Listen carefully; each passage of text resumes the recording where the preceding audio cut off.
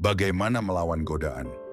Hanya hendaklah hidupmu berpadanan dengan Injil Kristus, supaya apabila aku datang aku melihat, dan apabila aku tidak datang aku mendengar, bahwa kamu teguh berdiri dalam satu roh, dan sehati sejiwa berjuang untuk iman yang timbul dari berita Injil.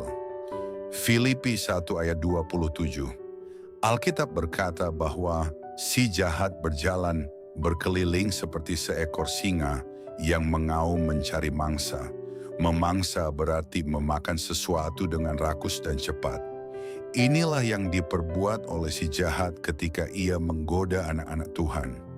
Ia tidak peduli betapa kita kesakitan karena dia tidak memiliki belas kasihan. Kita juga tidaklah kebal terhadap kekuatan rayuannya. Semakin kita melekat dengan Tuhan, maka si jahat akan semakin berusaha untuk menjauhkan kita dari Tuhan.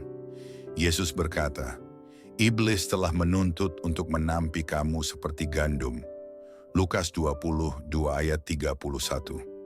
Orang jahat tidak perlu dirayu oleh si jahat. Mereka sudah hidup di dalam dosa.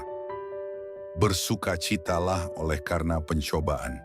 Ketika kita menjadi anak Tuhan, tidaklah aneh jika kita dicobai oleh si jahat, karena ia mencobai seluruh anak-anak Tuhan.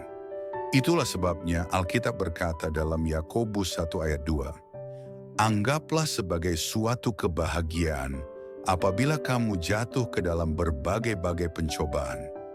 Kita dapat bertanya, mengapa saya harus bersukacita? Ya, Tuhan mengizinkan cobaan ini.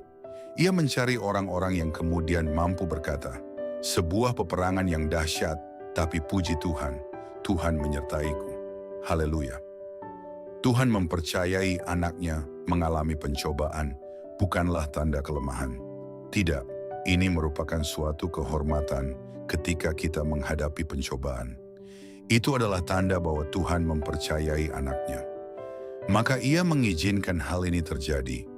Kita bisa mengatakan dalam setiap kehidupan kita, Tuhan menyertaiku. Aku tidak perlu takut. Si jahat tidak mempunyai kuasa. Kita mempunyai perisai iman yang dengannya kita dapat memadamkan semua panah api. Si jahat itu bodoh. Jika kita tahu kebesaran Tuhan yang Maha Kuasa, kita dapat mentertawakan tipuan-tipuan atau permainan si jahat. Kita dapat melawannya di dalam nama Yesus, dalam kuasa Roh Kudus dan dengan firman Tuhan. Tuhan Yesus memberkati.